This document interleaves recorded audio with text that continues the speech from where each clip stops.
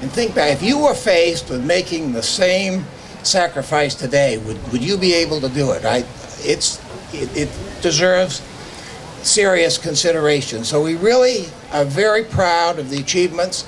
I've been privileged to talk to many folks here who are descendants of longtime Mainers who participated in the attack on the Margaretta. And there are some folks that say they're the first. Well, they're not. This is the first time that a British ship had its flag hauled down by the nascent United States. And Maine should be very proud to be in that position of having that happen right here, and the fact that you celebrate it every year. And I think this is the 11th year. Good afternoon. Are you guys all the sons? You're what's left? I'm all that's left. I'm the only one that could stand up to the effort. Yes. How you doing? I am doing well, and you? Tell me a little bit about what it means to be a son. Well, what it means is it's a direct descendant from a gentleman or lady, actually, that fought in the American Revolution. Wow. Or it could have been just a patriot that was a judge or something. I have an interesting member. My member that I joined under was a Hessian soldier who fought for the British, captured by the Americans, joined the 7th Massachusetts, received a pension and came to Jonesboro and stayed forever there. That was Are you from Jonesboro? No, I'm from Bangor, originally from Machias, but now I live in Bangor. I see. Now that was my mother's family. My father's family were 74th Highlanders that fought for the British in Castine, received a land grant in St. Andrews, didn't like Canada and walked to Machias. So we're kind of numb. We never left. We've stayed in the general vicinity all our life, since the 1700s. So what's the passion for you? What is it? Why do you keep doing it? What does it give you that when you wear the garb and you come out to these? I guess it makes me realize how difficult it was for people at the time, and you appreciate it more when you don the same. Like, it's hot today, so we have wool on. It's really not that bad, but it wasn't pleasant. And watching programs on television that show Valley Forge, you feel like you're really there, because I've experienced it. I'm also belong to a reenactment group. We camp out.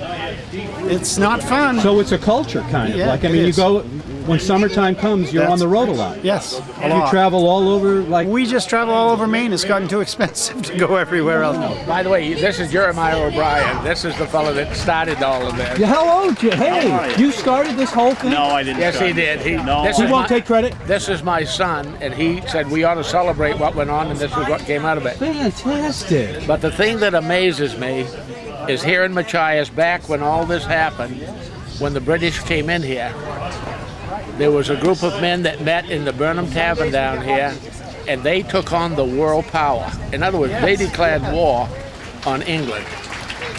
And that amazes me, that they were willing to step to the plate and say, that's it, we've had enough. Exactly. That amazes me. Yeah. What else should we know about that experience back then that would bring it more for people to understand it more?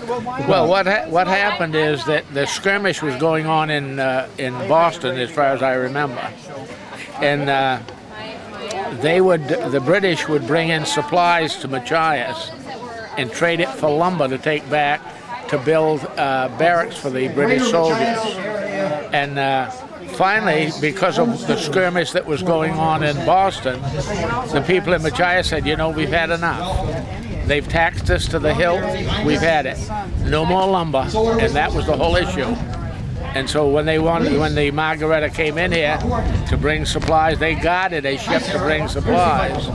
They said that's it, and they took on the Margaretta and whipped them. Took a British ship. And by the way, that's the beginning of the Merchant Marines.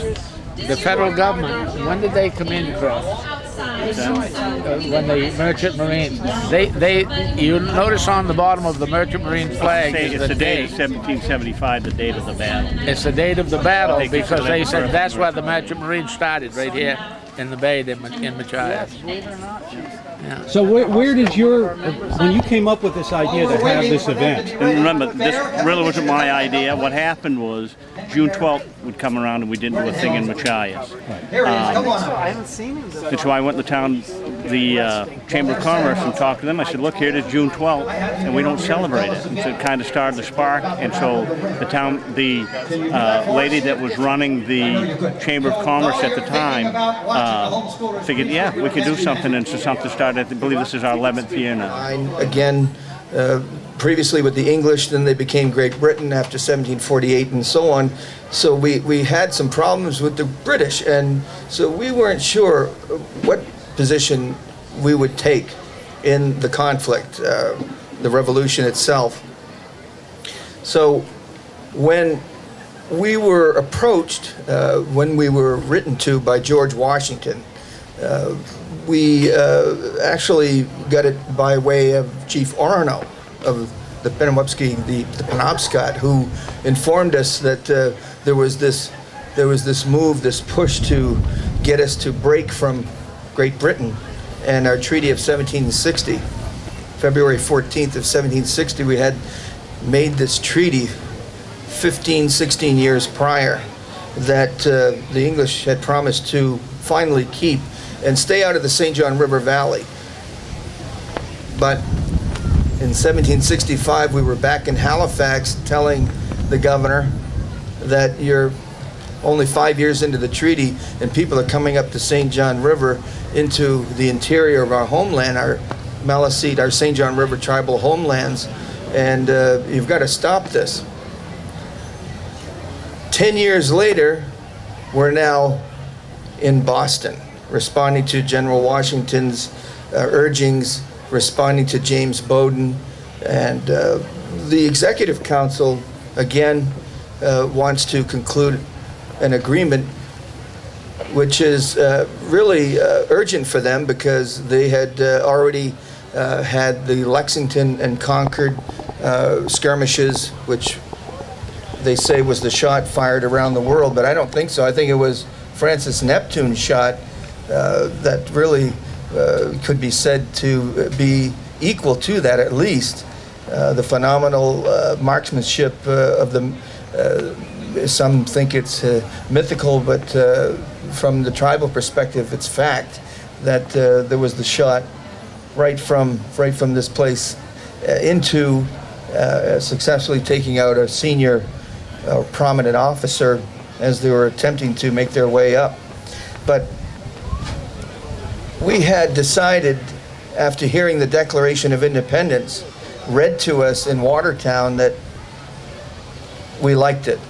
We liked the idea of being able to gather without being told what to believe as to the Creator and religiously, and we liked the idea of freedom from having people impose their jurisdiction on us, as the British seem to be doing. So that's what it is. Okay. It would be the uniform of Major General Henry Knox. Oh, I see. Yeah. Now, who was he? If you don't know that, you don't Well, know. I'm learning. That's why I'm asking you. Henry Knox was the premier artillery officer of the American Army throughout the Revolution. He was Washington's right-hand man. And when Washington gave up his command, Henry Knox became commander of the United States Army and changed his coat because, being a commander of the Army, he took off the red facings and replaced them with beige. Standard Army. Now, do you actually travel around and represent him often in different places? Different places. And How do you feel about doing this?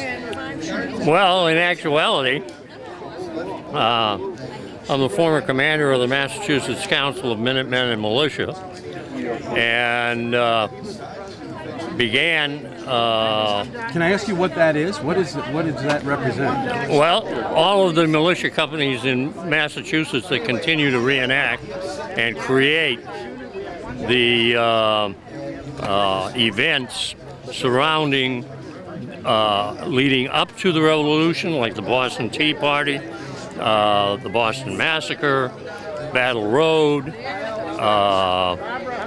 Bunker Hill, all of those events of the Revolution, we, on occasion, put them together and reenact them. And part of it is that people don't understand that their ancestors fought in the Revolution, like mine, because I'm a son of the American Revolution as well. And if they knew that their ancestors were invested in the Revolution itself, they might take a different view about the freedoms that were acquired at that time from the Crown. And if they did, there would be a whole different attitude in this country. How would you describe what you're wearing? With the two disposable bottles in my hand.